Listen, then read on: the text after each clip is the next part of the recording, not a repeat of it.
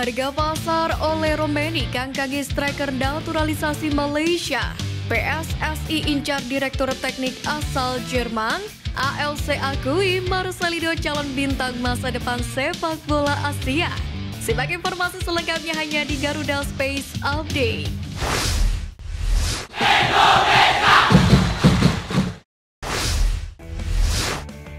Kedatangan Satoru Mochizuki untuk menangani timnas putri Indonesia membuat komposisi pelatih timnas Indonesia di semua level komplit. Satoru Mochizuki nantinya tidak hanya akan menangani timnas putri Indonesia level senior, melainkan pelatih asal Jepang itu juga akan mengambil kendali penuh di semua level usia timnas wanita. Hal itu hampir sama dengan Sintayong yang saat ini menangani timnas senior dan timnas U23. Pelatih asal Korea Selatan tersebut masih memiliki kontrak hingga Juni 2024. Sementara itu, timnas Indonesia U20 akan menjadi milik Indra Syafri, di mana telah mendapatkan target untuk lolos ke Piala Dunia U20 2025. Sementara timnas U17 akan sepenuhnya ditangani oleh Nova Arianto, yang notabene asisten pelatih Sintayong di timnas senior. Ketua Umum PSSI Erick Thohir menegaskan enggan ada dikotomi antara pelatih timnas Indonesia di berbagai level umur. Dia tak mau membanding-bandingkan pelatih timnas Indonesia, mulai dari Sintayong hingga Nova Arianto. Awalnya Erick Thohir ditanyai soal Nova Arianto yang ditunjuk untuk melatih timnas Indonesia U16 untuk menggantikan Bima Sakti. Pria yang juga menjabat sebagai Menteri BUMN itu pun mengaku ingin Nova Arianto melatih secara berkelanjutan tidak hanya di timnas Indonesia U16 saja. Menariknya, Erick Thohir menegaskan bahwa dirinya tidak mau ada pihak yang memecah belah atau membeda-bedakan, yakni di antara para pelatih timnas Indonesia senior dan U23 Sintayong, pelatih timnas Indonesia U20 Indra Syafri, hingga pelatih timnas Indonesia U16 Nova Arianto. Erick Thohir berharap para pelatih yang mendapatkan kepercayaan wajib memberikan edukasi kepada para pelatih yang lebih muda. Selain itu, mereka juga masing-masing dibebankan target yang berbeda-beda. Indonesia tidak kekurangan pemain keturunan di Eropa. Terbaru ada sosok penyerang asal Belanda, Tim Watering, yang diketahui memiliki darah merah putih. Dilansir dari Instagram football.indonesia, kedua orang tua Tim Watering lahir di Belanda. Namun ibunya memiliki nenek yang lahir di Semarang, Jawa Tengah. Tim Watering memiliki postur yang mumpuni sebagai seorang penyerang, yakni 193 cm. Beratnya 90 kg sehingga tak akan mudah dijatuhkan oleh lawan. Namun level permainan mungkin akan menjadi pertimbangan oleh pelatih timnas Indonesia Sintayong jika hendak merekrut pemain ini. Sebab Tim Watering bermain di kasta ketiga Liga Belanda bersama De Trevor. Meski begitu, ia tetap gacor dengan berhasil mencetak 9 gol dan 1 assist dari 20 pertandingan. Berkat bantuan gol-gol dari Tim Watering, The Trevors duduk di posisi 2 klasmen Liga 3 Belanda dengan 45 angka. Setelah profilnya dibahas akun football.indonesia, Tim Watering sendiri memberikan respon. Melalui akun Instagramnya @dan_stnt, ia memberikan emoji 2 tangan bersentuhan. Indikasi memberikan ucapan terima kasih. Prestasi cemerlang kembali diraih oleh Marcelino Ferdinand yang kini telah masuk ke dalam daftar nominasi Future Stars atau bintang masa depan Piala Asia 2023 versi ALC. Marcelino pun bersaing ketat dalam nominasi bintang masa depan Piala Asia bersama dengan 9 pemain lainnya, termasuk Abuzbek Faizulev dari Uzbekistan, Lee Kang-in dari Korea Selatan, dan Takefusa Kubo dari Jepang. Dalam proses penentuan pemenang melalui voting di laman resmi ALC. Sebelumnya, Marcelino juga tercatat sebagai pencetak gol termuda dalam sejarah Piala Asia untuk Indonesia. Sontak ALC melukiskan momen tersebut dan menyebutnya sebagai sensasi remaja tim Garuda yang memeriahkan Piala Asia. Pencapaian Marcelino pun tidak hanya terbatas pada Piala Asia saja.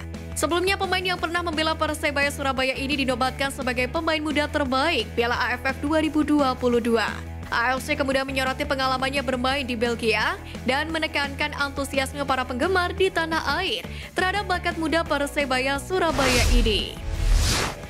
Calon striker naturalisasi timnas Indonesia oleh Romeni menjadi salah satu pemain muda dengan nominal pasaran yang tak mahal sebenarnya. Harga pasaran Romeni pernah menyentuh angka tertinggi yakni 22,60 miliar rupiah, yakni pada Juni 2023 lalu. Namun kini menurun ke 15,64 miliar rupiah. Meski begitu, nominal tersebut masih berkali-kali lipat dari nilai pasaran striker naturalisasi timnas Malaysia Darren Lock. Pemain naturalisasi asal Inggris yang usianya sudah 30 tahun itu memang sedang gacor-gacornya dan mencapai harga termahal sepanjang karir.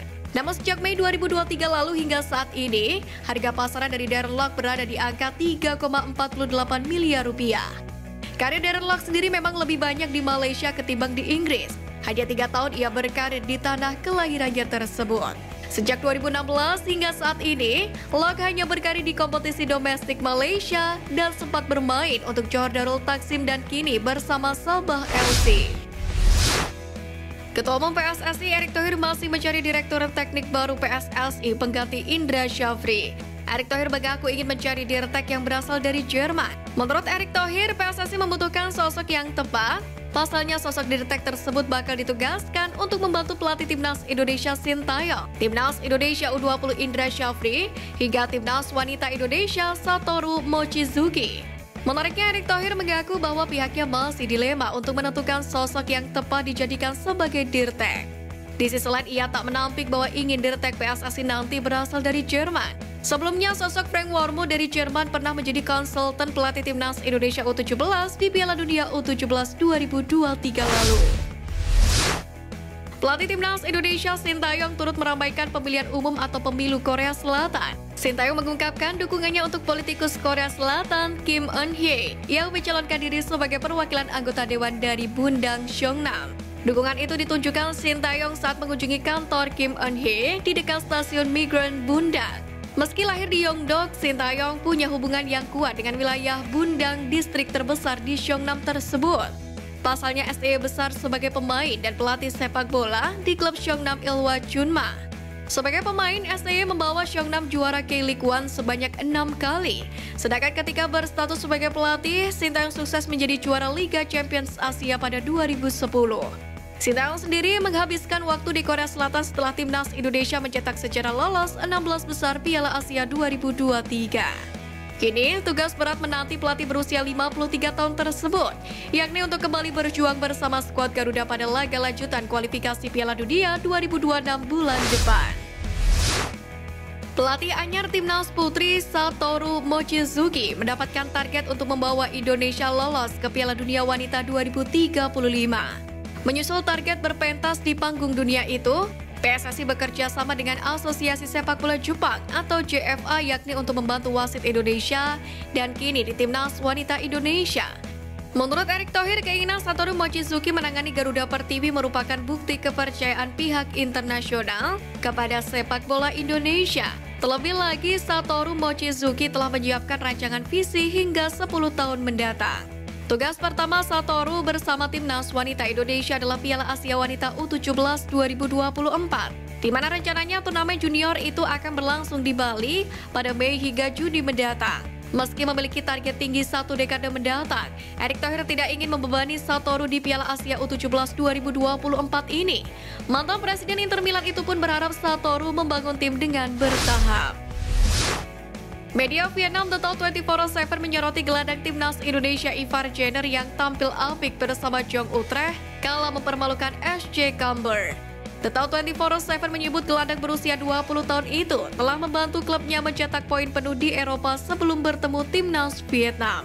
Kendati tak mencetak gol pada laga tersebut, Ivar Jenner tampil ciamik di lini tengah Jong LC Utrecht. Berdasarkan statistik, dia mencatatkan 56 sentuhan, tingkat akurasi passing mencapai 73%, dan 1 operan tepat sasaran. Selain itu, umpan-umpan panjang pemain berusia 20 tahun tersebut hampir selalu berhasil. Ivar Jenner pun sukses melakukan 5 umpan panjang dalam 7 kali percobaan dengan serangan yang cukup bagus. Berkat performa impresif tersebut, Total 24/7 pun meyakini bahwa Sintayong bakal mengandalkan Ivar Jenner di laga kontra Vietnam, yakni pada kualifikasi Piala Dunia 2026 mendatang. Lini tengah skuad Garuda sendiri bakal lebih mematikan usai PSSI memastikan bahwa naturalisasi Tom Haye akan selesai pada bulan Maret ini. Sekian Flash News kali ini Sobat Garuda, mari terus dukung perjuangan Timnas Indonesia. Nantikan Flash News edition dari Garuda Space selanjutnya. Terima kasih dan salam olahraga.